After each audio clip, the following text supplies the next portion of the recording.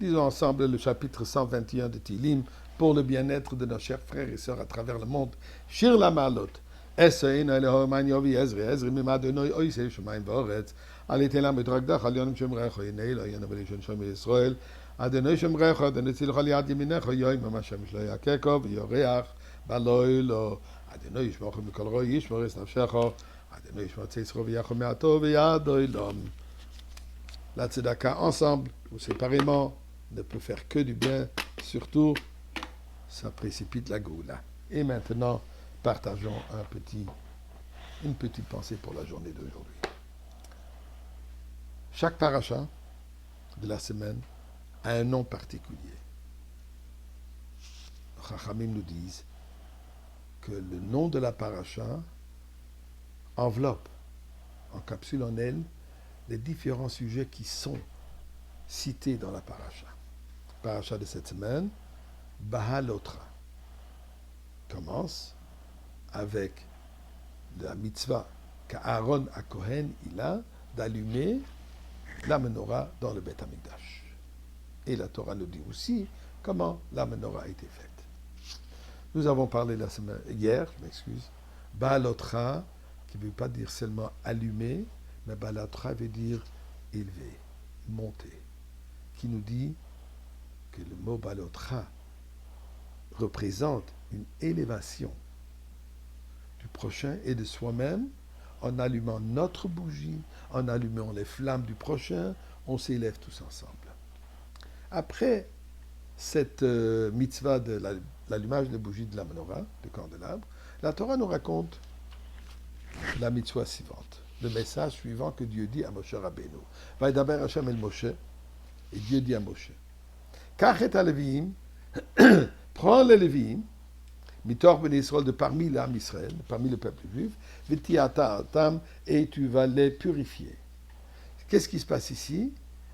Dieu va initier la tribu des Lévis pour le service qu'ils vont offrir au Beth Amikdash comme support au Kohanim, ainsi comme la compagnie de transport de tous les objets du Mishkan, de tous les Mishkan dans le désert, et plus tard dans le Beth Amikdash, ils seront ceux qui vont faire les différents travaux nécessaires dans le Beth Amikdash. Mais il y a une manière comment il devait être initié. D'abord, il fallait qu'il se purifie.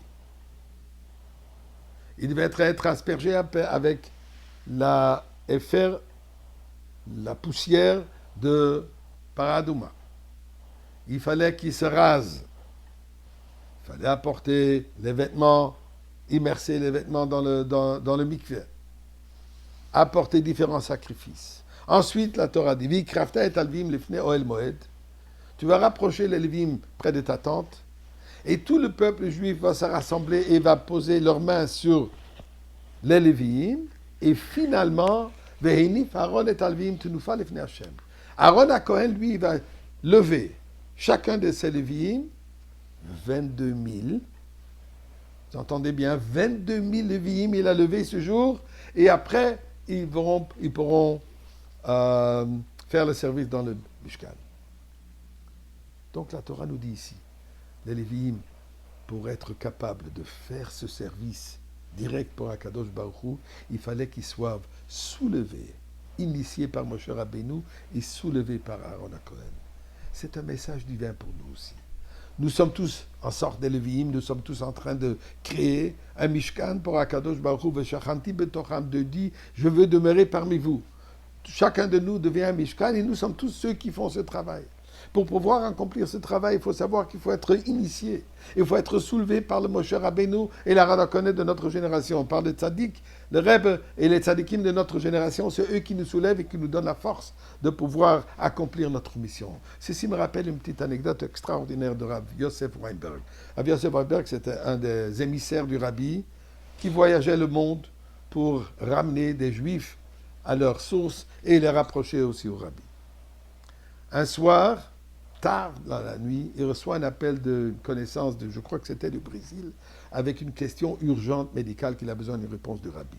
Rabbi Yosef Weinberg qui court au samedi en espérant qu'il va encore trouver le Rav Radakov, le secrétaire du Rabbi au bureau. Il était là toujours très tard, le Rebbe qui est aussi toujours très tard au bureau, et lui remettre la lettre pour demander au Rabbi la question. Mais il a remarqué que le Rav Khadakov n'est plus dans son bureau.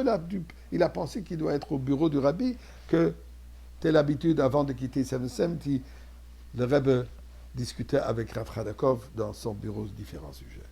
Il prend une note, il la glisse sous la porte en espérant que Rav Khadakov va le voir et remettre au Rabbi pour avoir la réponse tout de suite. Quand il a eu la réponse du Rabbi, il a réalisé que ce n'était pas Rav Khadakov qui a levé la note, c'était le Rebbe lui-même. Il se sentait très mal d'avoir causé le Rabbi, de devoir se pencher par terre pour lever la note et s'est excusé. Et le Rebbe de le répondre, pas besoin de s'excuser. Harezu kolignoni le horim. C'est ça toute ma raison d'être, c'est tout d'élever Am Israël. Haribon shel olam. Le Rebbe nous élève, on veut déjà que les nuages de la Goula nous élèvent directement au Beth Amikdash, aujourd'hui, ou plutôt maintenant.